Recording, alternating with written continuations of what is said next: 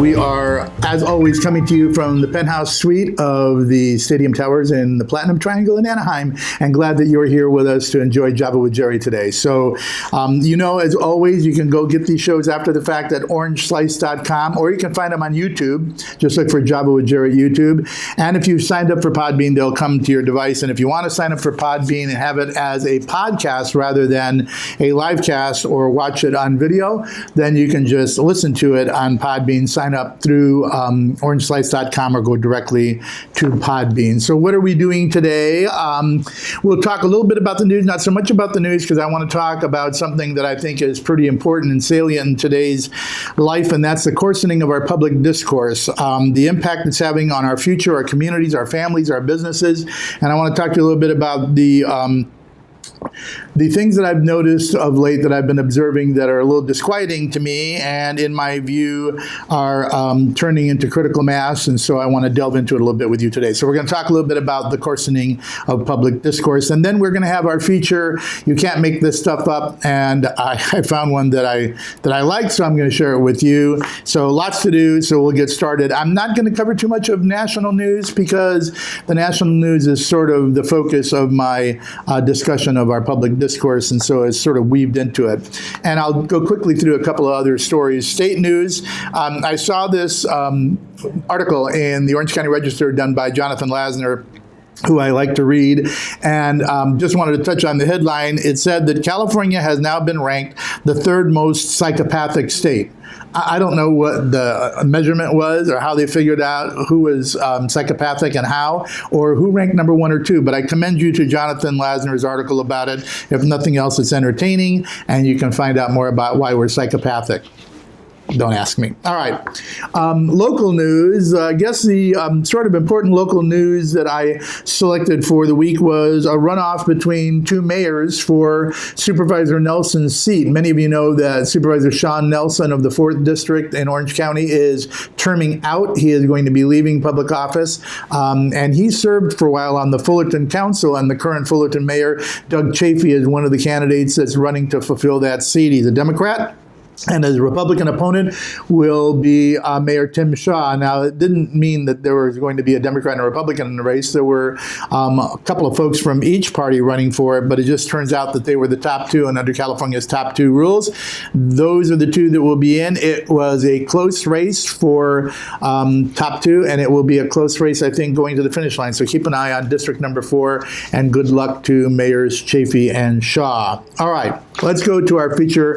It's a discussion I want to have with you today. We will be guest-free, but I think that this should cause some thinking on your part, I hope, and maybe some communication with me. I suppose I began to think about this coarsening of our communications in our public and private life when I began to notice a sort of significant change in the quality of interpersonal communications. I originally noticed it when I was practicing law full-time, and maybe because when you're practicing law, you're overwhelmingly engaged in communications. But I found that there was an inverse proportionality between the speed with which we communicate and the quality of that communication. And it now translates beyond what I noticed in the practice of law, although I will start with my observations there, and it is now leaked into almost every part of life. But here's what I noticed, that the faster we correspond, the less civil we tend to be. If you think back, harken back to when our founders were around at the beginning of this country, and it used to take the Pony Express to get your letters somewhere. If you were writing a letter and you were John Adams, let's say, and we're going to talk a little bit about him and Thomas Jefferson next week.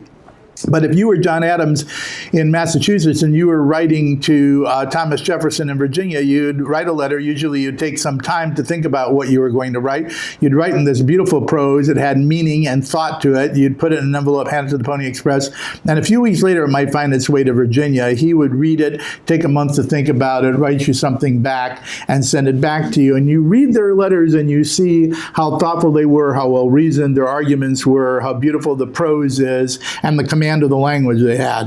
And when I started practicing law some 35 years ago, that's how lawyers would write to one another, not necessarily with the same beautiful prose and take months to do it, but we would send mail by snail mail, right? So you would meet with your client, he'd tell you his complaint.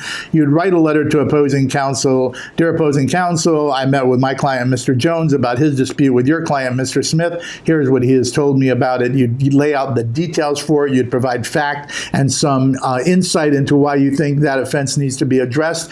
You'd send it to your client. He'd read it, spend a day telling you what he wanted to tweak, if anything. You'd tweak it if you agreed. You'd put it in the envelope. You'd send it snail mail. It would arrive to the lawyer's office a few days later. He'd read it, think about it, send it to his client, who would read it, think about it. They would meet. They would then compose a response. Weeks would go by, and so tempers would cool, and thought would come to play, and reason would replace passion, and you sometimes negotiated a solution before you ended up in litigation. When we stopped corresponding that way because facsimile came in, we corresponded with more speed. You were faster to get to your client's problem and certainly faster to get to opposing counsel, but the quality of the discourse disintegrated. Instead of a gentlemanly letter between counsel where you tried to reach reason, you'd send a facsimile that would say, by 5 p.m. tonight, I expect you to fax me back and tell me how your client intends to address these grievances. A little harsher in tone, a little faster, and you were much more demanding to get a fast response because now, after all, opposing counsel had a fax, right?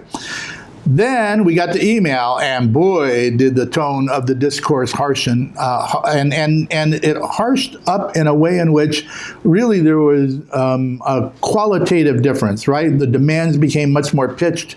You were told that by the end of the business day, you wanted to hear something. Sometimes you'd want to hear it by midday that day.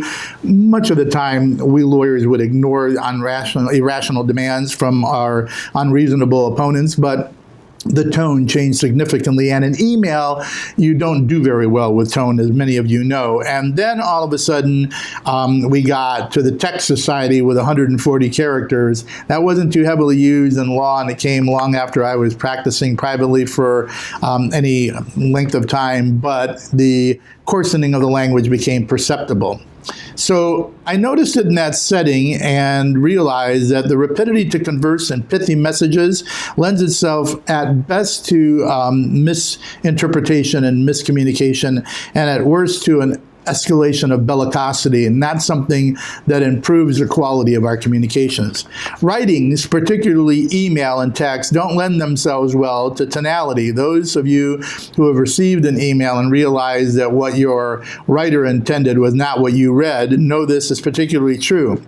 It's also particularly true where the writer, and unfortunately of late we have more and more of them, lacks writing skill, the ability to have a vast array of vocabulary at their disposal for texture and color, and perhaps lacks a style that evokes interest. So tone is lost. It's much more perceptible in voice communications than tone is when someone writes, unless they have those skills or they have that vocabulary and that ability to provide color and texture. And so the net result is that everything seems harsh and it's coming with rapidity, and you're getting a lot of them all day long, and that harshes up the tone between us, and that's not a good thing.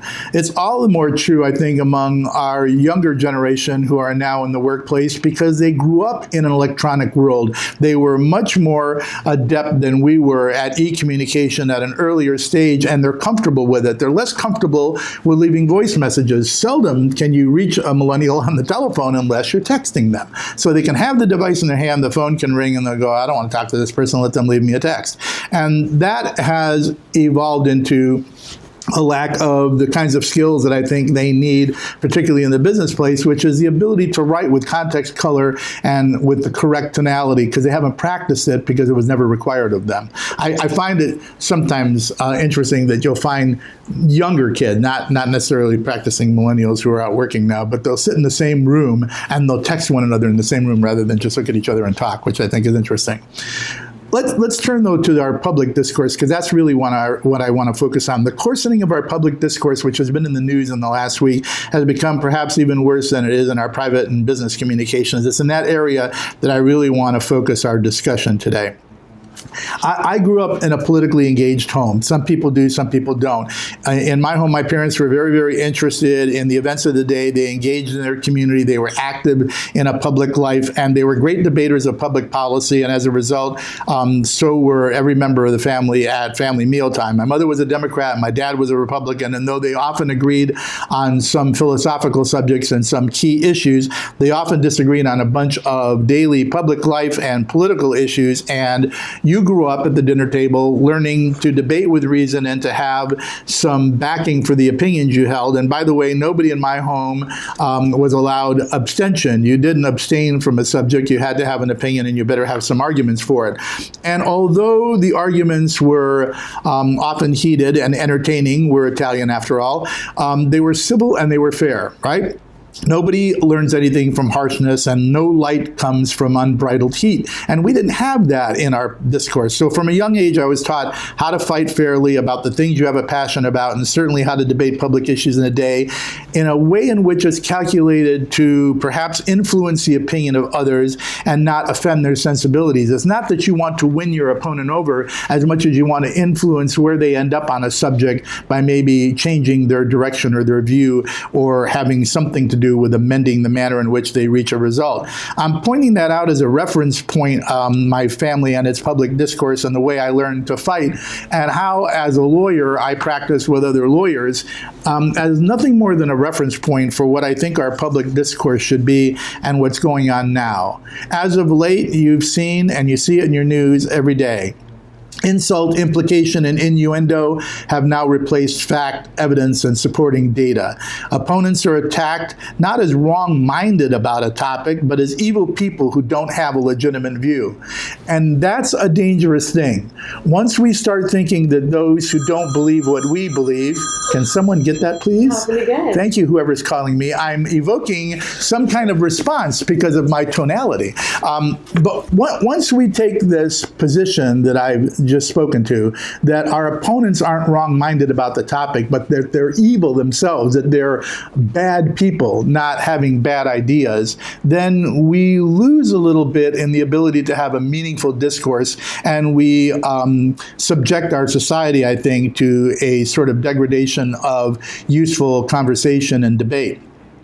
They're not wrong about their topic. They are despicable because they don't share your view. That's what some people think, and that's wrong. Remember that Ronald Reagan once said, I'm talking about liberals, but you could switch this and put it on the other foot.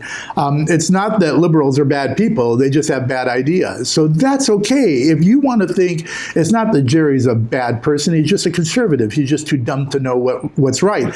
That's fine, but you don't have to attack in order to have that argument. You need to, in fact, use fact and logic and have some discussion. We feel free now for some reason to demonize those with whom we disagree. I don't think that's healthy, and that tendency is poisoning our public discourse, our political and cultural life, and is doing great damage, I think, to the fabric of our country. Look for a moment to the events of just the last week.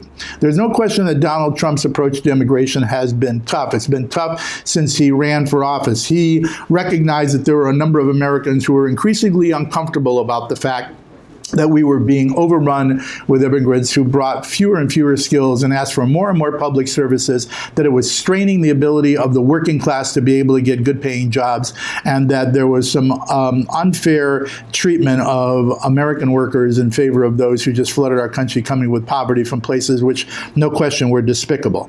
And so he's been tough on that, and tough in the extent that he's even gone to a no tolerance, zero tolerance policy on the border, which has evoked a lot of concern, and there's been awful scenes of children being separated from the adults they traveled with. Some of them are traveling with their parents. Some of them, unfortunately, are being sent by their parents to travel with other adults, and they're really not related to those adults. But nonetheless, his view on immigration has been tough.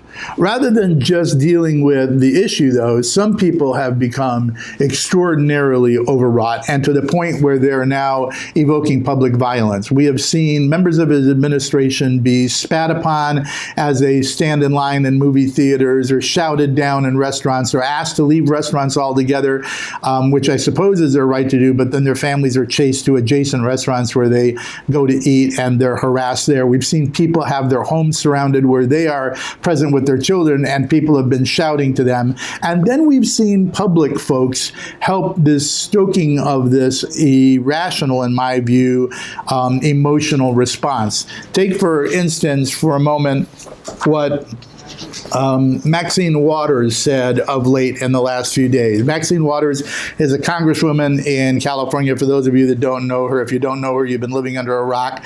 She said it's absolutely appropriate for her to encourage Americans to harass those public White House officials and others who are off duty and out in public spaces. Really, it's American for her to say, go out, Americans, and harass public officials. These members of the cabinet who remain and try to defend him, meaning Bush, says she, they're not going to be able to go to a restaurant. They're not going to be able to stop at a gas station. They're not going to be able to shop at a department store. The people are going to turn on them. Turn on them. That's what she's asking people to do. They're going to protest. They're going to absolutely harass them until they decide they're not going to go with the president and tell him, I can't hang with you. This is wrong. This is unconscionable. She says, you have members of your cabinet that are being booed out of restaurants. We have protesters taking up spaces at their house who are saying, no peace, no sleep. That's what our public discourse has come to. Again, that's heat and not light. There's no rationality in that. You're just calling for people to go out and be so disrespectful and so rude to others that you're increasing the tension in our public discourse. That's one side of the equation. On the other side for Trump, if he tries to evoke a policy that the mainstream doesn't like because they don't like where it goes, he gets attacked by conservatives. Take, for instance, in this last week while that was going on, George Will speaks to the intellectuals among the Republicans and says that we ought to replace the Republican Congress this midterm and vote for Democrats. And here's his rationale for that. This is a Republican in the mainstream saying you ought to change Congress and take away the president's support from a Republican Congress. He said the principle is the Congressional Republican Caucus must be substantially reduced. He then points to Paul Ryan, who leads that caucus, and says, consider the melancholy example, this is George Will's words, consider the melancholy example of House Speaker Paul Ryan, who wagered his dignity on the patently false proposition that it's possible to have sustained transactions with today's president, the Vesuvius of mendacities, without being degraded. Now you have an intellectual who is using colorful language and certainly the colorful texture of words, he writes well, to assault the president's character. Ryan traded his political soul for a tax cut, Will goes on to say, and then says Ryan and many other Republicans have become the president's poodles. Not because James Madison's system has failed, but because today's abject careerists are failed to be worthy of it. I said, he writes well, but his words are sharp. Listen to this one. In today's GOP, says Will, which is the president's plaything, he is the mainstream. So to vote against his party's cowering congressional caucus is to affirm the nation's honor while quarantining him. A democratically controlled Congress would be a basket of deplorables, but there would be enough Republicans to gum up the Senate's machinery, keeping the institution as peripheral as it has been under their control and asphyxiating mischief from a Democratic House. So there you have juxtapositioned two really harsh points of view, one that's calling for public discourse to be the rabbled mob, and the other that's calling for the asphyxiation of the president's ability to do things. I'll give you another example that came from this week's news. The First Lady decided, because she didn't support the idea of separating children from families on the border, and she wanted a more humane treatment, to go down and tour one of these detention centers, right? Rather than mainstream media talking about the First Lady's intent or what she said or what she did when she was down there or the people that she saw, they focused on some fashion statement that they thought was offensive because she wore a jacket that said something about, I don't care. I don't know where the jacket came from. First of all, doesn't she have staff? Anybody who's on the First Lady's staff, please watch what she's wearing and say, you know, this message on that jacket, Mrs. First Lady, may not comport with what you're going down there to do. But the media was quick to leap on what she wore rather than what she did. That kind of approach to our public discourse is not helpful. I'll give you some other examples from public life that I've noted of late. If we disagree, we just shout you down. We don't just disagree and disagree without being disagreeable. We shout you down. If we are political foes on an issue, and I'm talking about, I've witnessed this in city council chambers when I've been present for public hearings on the public's work. So in the public's house, right? Taxpayer dollars pays for this, and this is where government is supposed to go on. If we disagree with a foe on an issue, we don't argue and debate in the public house, but we try to silence your debate. We try to cut you off. We try to block you from making your point. If we lose on an issue, we attack the winner's character, or we attempt to remove them from public life. The recall has now become the weapon of choice for those who just fail to carry the argument by persuasion or legislative ability. If you can't win the day by persuasion or in the legislature, then you just replace the person that's in your way with whom you disagree. When bellicose rhetoric replaces persuasive argument, nobody wins, and the body politic is harmed substantially. Each attack is viewed for a reason for a further attack and for escalation. Coarseness is addressed with further coarseness about our opponents. The dehumanization of your counterpart leads to the ability to attack them relentlessly, because after all, they're not human beings deserving of respect. We head down a vicious cycle that leads to an ever-worsening public discourse, and that's where we've been headed.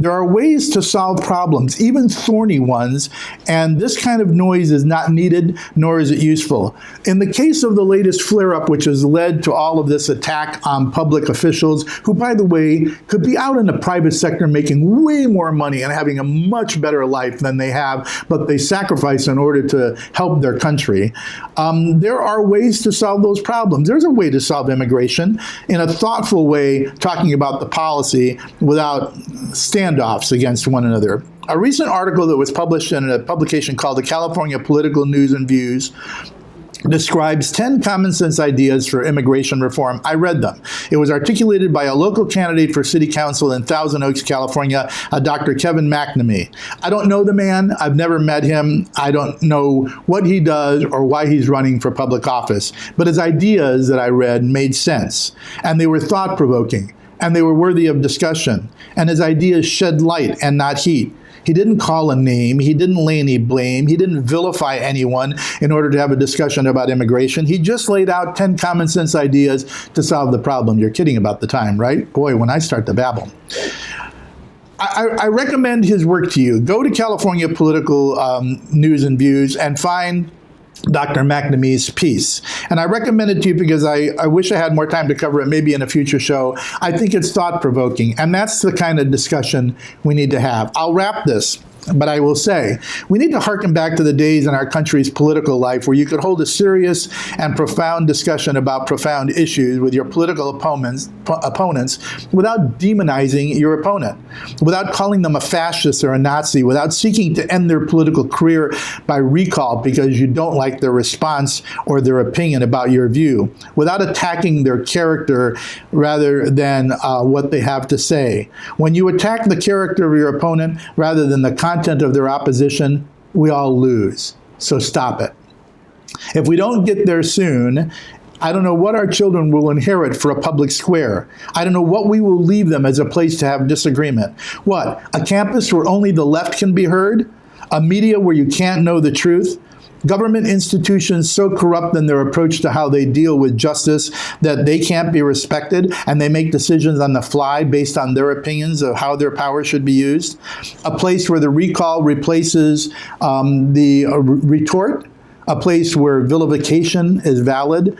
That's not something we want to leave our kids. So let's slow down a little bit on the communication, enough to reclaim some civility. Maybe it would be better not to push send on the first draft. Maybe a bit of reflection is better than the reflex to respond. Maybe time to think is better than speed to text. Maybe. Anyway, let me know what you think. Civilly, I hope. All right, let's change course and talk about our feature, and then we'll wrap this preachy show. My mother would love this. She wanted me to be a priest. All right. Let's talk about You Can't Make This Stuff Up. Dr. McNamee's article. Long, but go find it. So here's my You Can't Make This Stuff Up. It's one of my favorite stories, and I decided to pull it out just because I wanted to lighten the load and give you something to reflect upon that doesn't talk about the evil of our discourse, but about the generosity of our spirit. So I'm going to tell you a story about a Scottish farmer. There was a man named Fleming, and he was a poor Scottish farmer. One day, while he was trying to eke out a living on his poor farm, he heard a cry for help coming from a nearby bog. He dropped his tools and ran to the bog. There, mired to his waist in black muck, was a terrified boy screaming and struggling to free himself. Farmer Fleming saved the lad from what would have been a slow and terrifying death. The next day, a very fancy carriage pulled up to the Scotsman's sparse surroundings. An elegantly dressed nobleman stepped out of the carriage, introduced himself as the father of the boy that Farmer Fleming had saved the day before. "I want to repay you," said the nobleman. "You saved my son's life." "No, I can't accept payment," said the Scottish farmer, "not for what I did." As he was waving off the offer from the nobleman, the farmer's own son came to the door behind him and stood in the doorway of their hovel in which they lived on this very poor farm. The nobleman said, "Is that your son?" And the farmer replied proudly, "Yes, that's my boy." "I'll make you a deal," said the nobleman. "Let me provide him with the level of education my own son will enjoy. If the lad is anything like his father, he'll no doubt make us both proud of him." And so the farmer took it. Farmer Fleming's son attended the very best of schools paid for by the nobleman, and in time he graduated from St. Mary's Medical School in London, where he went on to become a renowned surgeon and known throughout the world as Sir Alexander Fleming, the discoverer of penicillin. Years later, many years later, the boy who had been stuck in the bog became stricken with pneumonia and was on the edge of death. What saved his life this time? Penicillin. The penicillin discovered by the boy that his father had paid to educate. The name of the nobleman was Lord Randolph Churchill. His son's name, who had been stuck in the bog and then saved by penicillin, was Sir Winston Churchill. Think about that. One good act led to keeping a man who actually saved the rest of the world from Nazis and from massive change in what the world would be like. All happened because a farmer dropped his tools and because in response a nobleman educated his son. That's what we should be doing, and that's the kind of things we should talk about. All right. What will we talk about next week? Because I got to wrap the show and get out. Erica's waving at me, and she's becoming very nervous about the fact that I've got 2 minutes to end this thing. Next week is the 4th of July. It falls on a Wednesday, and we will have a show for you, and it's a special one. I've been asked by a couple of friends to repeat a show I did many years ago on radio that had a claim, so I've tweaked it a little bit because we got to do it in sort of a visual way. I hope it works, but it will be an interesting show, I think. It celebrates the reason for us to celebrate on the 4th of July. I know you'll be off having beers and picnicking and barbecuing, but take a little time out and come join me Wednesday morning. After all, Wednesday at 10 o'clock is when we get together. And I will see you next Wednesday for 4th of July while you celebrate, and then we will be back after that with more shows. This is the halfway mark of our first year. We started January 17th, and here we are the end of June. So we'll see you on 4th of July. Between now and then, have a great week, make good decisions, and we will see you on Java with Jerry next Wednesday.